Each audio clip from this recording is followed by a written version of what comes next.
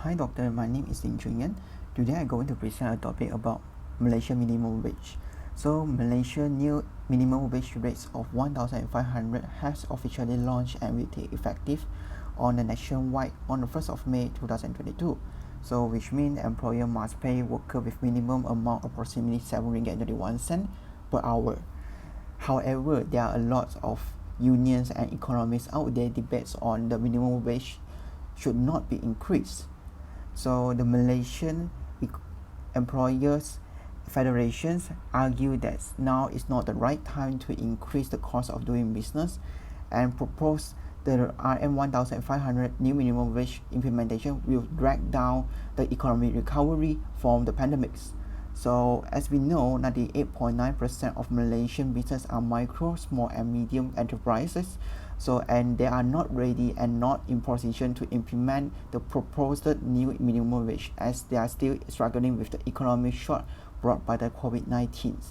So in my opinion, more effort should be directed towards business recovery in the private sector and controlling the rising cost of products and services or inflations instead of increase the minimum wage in Malaysia.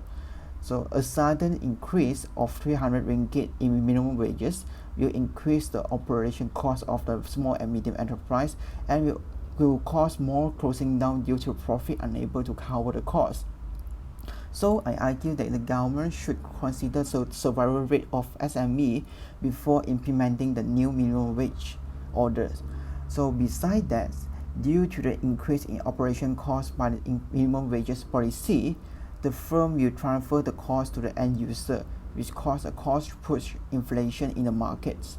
So labor might benefit from increased nominal wages because of minimum wage order, but in terms of real wages, it might decrease due to inflation caused by the minimum wage policy, and it caused the minimum wage policy not effective at all. Next, Sarawak Housing and Real Estate Developer Association Sheda president argued that Malaysia government increased minimum wages will bring many consequences.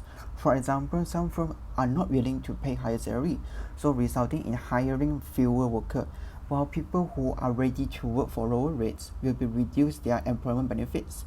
So as a result of rising unemployment because of fewer work jobs. In addition, the increase in minimum wage have a minimal impact on poverty rates. So increase in minimum wage are marketed as a method to lift people out of poverty, but the poverty level is actually determined by the labor market, not the minimum wage. It is straightforward to state that putting people to work will lessen the poverty. So people become less reliant on government support as they work more. Government support, which is previously required, can now be used to help another individual or family in needs. When the minimum wage rises, on the other hand, it may lower down the available employment as stated as the previous paragraph. As the unemployment rises, more individuals will in turn to the government for help to maintain their quality of living. So referring to the World Economic Forum report, the Malaysia poverty rate reduced from 8.6% in 2011 until 2.9% in 2015.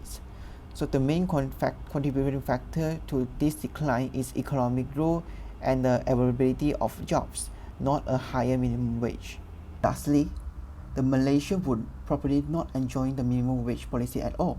So the RM 1,500 minimum wage was mostly go to the foreign worker, as the local already pay higher wages than this. And the outflow of money will further increase as the foreign workers sending back money to their own countries. This will cause a deficit in Malaysia trade balance.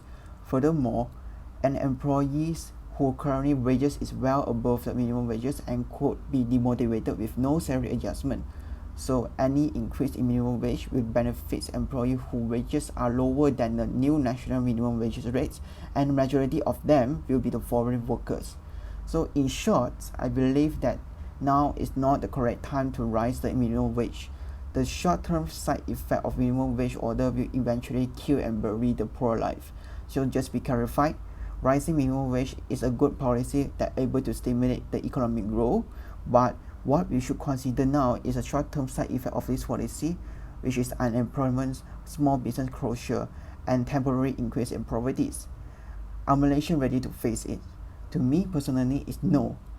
we are not ready yet. So therefore, revise should be done on the minimum wages order to prevent the situation to be worse off. Thank you. That's all for me.